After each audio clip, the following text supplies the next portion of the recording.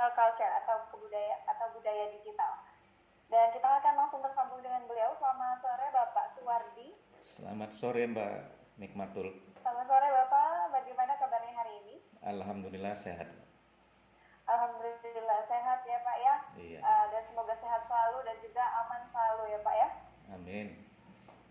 Baik Bapak, tadi kita telah menyimak bersama pemaparan materi dari kedua narasumber kita. Yang pertama tadi ada Bapak Shelly Gestano dan yang kedua ada Ibu Dini Gilang Prasasti. Beliau telah menyampaikan materi mengenai kecakapan digital dan juga keamanan digital. Dan di sesi ketiga ini yang akan disampaikan oleh Bapak yaitu mengenai budaya digital ya Pak ya. Digital etik Mbak. Oh baik maaf, digital etik ya, berarti etika digital. Baik Bapak, kalau begitu, kalau sudah siap kami persilahkan, waktunya 20 menit, mohon izin nanti di 5 menit terakhir saya akan mengingatkan untuk waktunya. Dan langsung saja kepada Bapak Suwardi kami persilahkan. Ya, terima kasih. Assalamualaikum warahmatullahi wabarakatuh.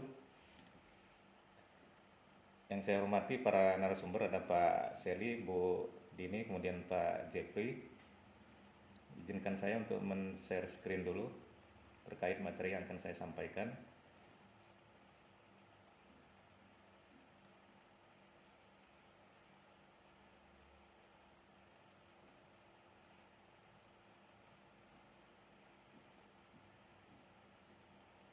Baik, saya akan membahas tentang digital etik. Kalau tadi sudah dibahas oleh Pak Shelly dan Bu Deni terkait dengan jejak digital, kemudian ada data ya kalau tidak salah, data tentang digital kita di media sosial dan di internet lah intinya. Nah, terkait ini memang di dunia maya juga punya etika tersendiri, sama seperti halnya kita di dunia nyata ya. Jadi dalam berbicara pun kita mempunyai etika dan di dunia maya pun sama ya. Di dalam bermedia sosial kita hendaknya selalu berpatokan pada norma-norma dalam bermedia sosial. Paling tidak ada 10 kode etik di media sosial yang saya rangkum, walaupun sebenarnya mungkin banyak, tapi intinya saya melihat ada 10, dan 10 itu pun nanti dibagi ke dalam 3 hal yang diatur. Yang pertama adalah pencegahan tindak kejahatan dan melindungi keselamatan pribadi, kemudian pencegahan pelanggaran hukum di dunia maya, kemudian yang ketiga adalah penghargaan atas hak cipta. Kita lihat uraian dari ke-10 etika dalam dunia digital. Yang pertama adalah tutup informasi privasi. Jadi tidak semua informasi pribadi kita itu harus dibuka ke umum atau kita tampilkan di dunia maya atau di media sosial lainnya. Tadi juga sudah disinggung oleh Bu Dini, seperti halnya misalnya terkait tempat tinggal, alamat, kemudian nomor HP ya. Itu tidak perlu kita share atau tidak perlu kita cantumkan di media sosial, karena hal ini bisa saja nanti dimanfaatkan oleh orang-orang yang berniat jahat ya. Maka sering kita mendapatkan telepon yang menjanjikan sesuatu atau memberikan hadiah kepada kita, yang pada ujungnya akhirnya akan melakukan penipuan. Dan mereka biasanya memperoleh nomor HP itu dari media sosial yang kita share di Facebook misalnya, kemudian di Instagram atau di Twitter. Maka tidak semua harus kita buka. Maka yang pertama adalah tutup informasi privasi kita. Kemudian yang kedua, postingan yang bebas bully. Ujaran kebencian akan berdampak hukum. Membuli, menghujat, menghina atau membuka aib orang lain di media sosial adalah haram hukumnya.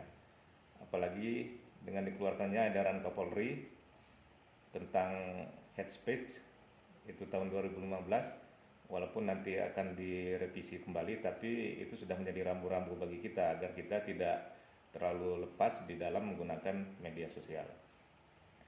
Jadi sebelum kita menyampaikan informasi ya kita harus berpikir secara matang ya. Apa yang akan menjadi dampak kalau kita menyebarkan informasi tersebut, baik bagi diri kita sendiri maupun bagi orang lain. Dampaknya juga bermacam-macam, ada dampak sosial, kemudian ada juga dampak hukum. Kemudian yang ketiga adalah waspadai kejahatan cyber. Di samping memudahkan pekerjaan manusia, teknologi juga dapat disalahgunakan untuk memuluskan aksi kejahatan cyber. Sebab itu jangan sampai netizen terjebak pada kejahatan tingkat tinggi, jangan sampai nomor rekening bank Anda kebobolan.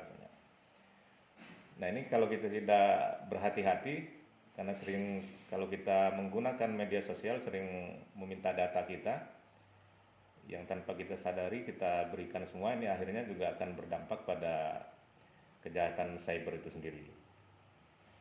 Jadi waspadai, sering kita ada yang mengatasnamakan bank yang menyatakan bahwa rekening kita memperoleh hadiah, kemudian kita dituntun ke ATM, kemudian secara tidak sengaja akhirnya kita mengirimkan uang pada mereka, bukan kita memperoleh uang, justru kita mengirimkan uang pada orang yang berniat jahat tersebut. Kemudian yang keempat adalah selektif membaca dan atau men-share berita. Nah, berita yang ada di media sosial itu belum tentu benar, ya. Apalagi kalau dia bersifat bombastis atau melebih-lebihkan dan tidak masuk akal. Ya. Sering kita memperoleh berita bahwa misalnya di lautan Aceh sudah terdengar suara mengaum dari dasar lautan misalnya.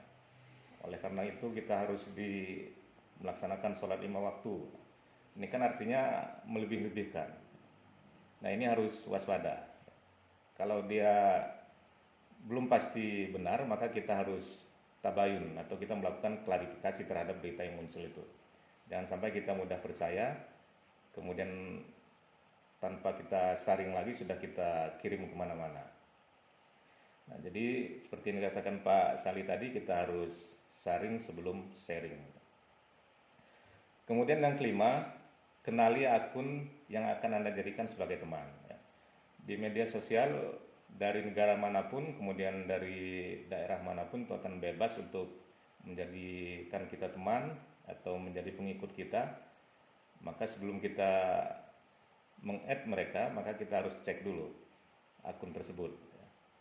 Jangan sampai orang yang kira-kira mencurigakan kita jadikan teman, sehingga nanti akan merugikan diri kita sendiri. Paling tidak kita cek latar belakang atau profil pribadi akun yang akan Anda add sebagai teman.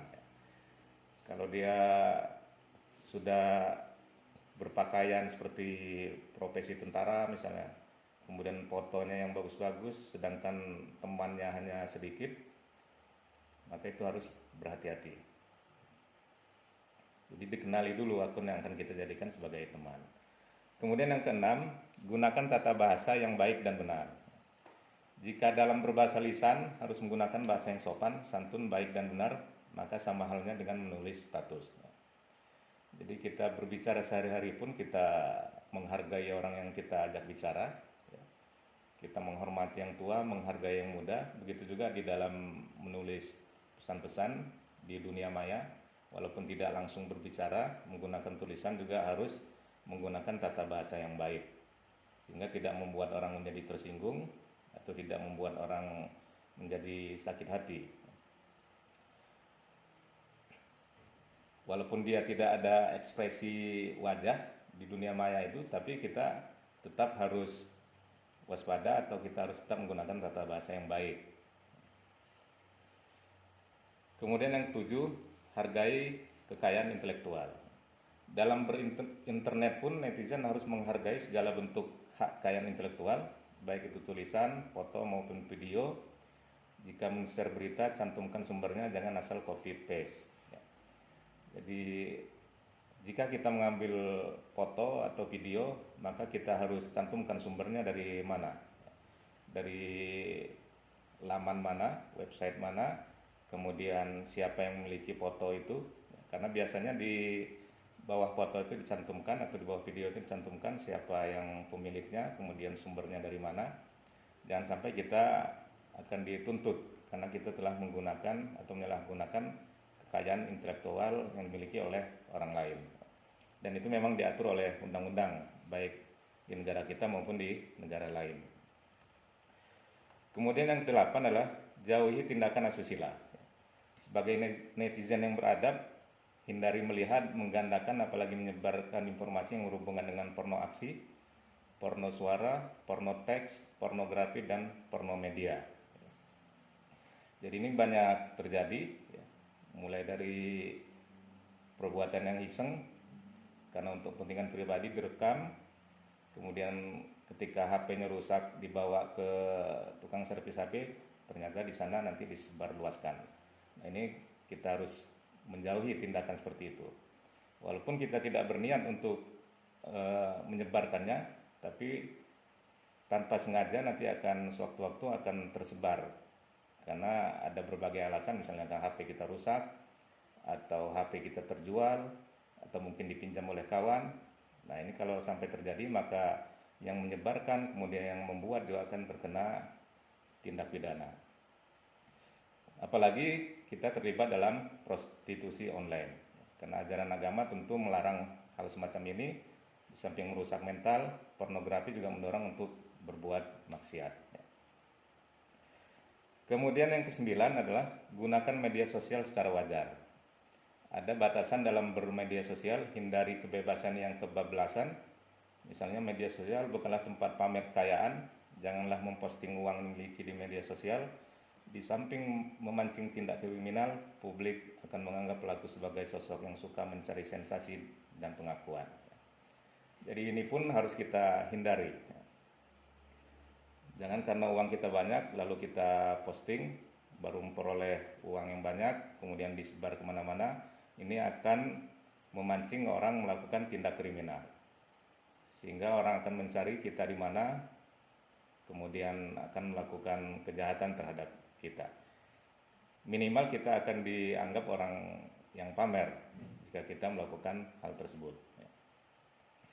Kemudian yang terakhir adalah jangan terbujuk ajakan radikalisme dan terorisme. Di media sosial tuh banyak berseliweran juga terkait kelompok-kelompok radikal yang mencari jaringan untuk menjadikan pengikut gerakan mereka, sehingga akan melakukan bom bunuh diri atau melakukan hal-hal yang bertentangan dengan hukum, menjadi radikal dan teroris yang pada akhirnya akan merugikan diri kita sendiri. Nah, itu paling tidak 10 hal yang harus kita lakukan dalam bermedia sosial, dalam menjaga etika di dunia digital, sehingga tidak merugikan diri sendiri, tidak merugikan orang lain, bahkan merugikan bangsa dan negara kita. Saya kira itu mungkin, kalaupun nanti akan ada pertanyaan, kita akan berdiskusi lebih lanjut. Terima kasih. Kembali kepada Mbak Nikmatul. Assalamualaikum warahmatullahi wabarakatuh. Ya, waalaikumsalam warahmatullahi wabarakatuh. Kami ucapkan terima kasih kepada Bapak Suwardi yang telah memaparkan materi mengenai digital ethics. Terima kasih sekali lagi Pak. Tadi sudah menyampaikan 10 poin utama yang penting, yang paling penting ya Pak ya, untuk bagaimana kita bisa berlaku atau beretika dalam dunia digital. Nanti kita akan tersambung kembali Pak di sesi tanya jawab. Ya, baik Pak. Baik, Bapak Ibu peserta yang kami hormati, itulah tadi